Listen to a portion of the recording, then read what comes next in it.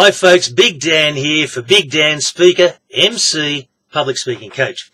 I want to continue today talking about the WIFM. Last time I spoke about the importance of the WIFM, what's in it for me, which is the reason people have to buy from you. And the point I made was you need to find out what that is. You just don't rock up to do a presentation and tell them all about what you do.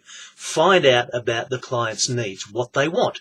So the way to do that is to ask questions. Now, two types of questions, rhetorical and questions that need an answer.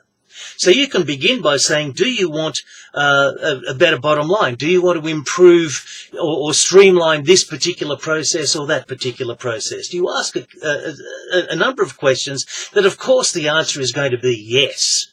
But there's a reason for this. It is to, as I said, engage the mind. But even more powerfully, you can ask questions that need a response. So you can say, look, before I start, I wonder if I could ask you a few questions. And this gets them responding to you, and it also focuses you on where you need to speak, what you need to talk about. And it gets them engaged and listening because you've just told them, I want to solve your problem. I don't just want to get your work here. I want to solve your problem. So that's one of the important things to do, is to engage with the client and set up your Q&A. At the end of it, there's few things worse than saying, are there any questions? When you're all said and done, you say, are there any questions? You got crickets. There's nothing. No questions. Thank you very much. See you later. And you walk away from there going, well, did I do any good or not?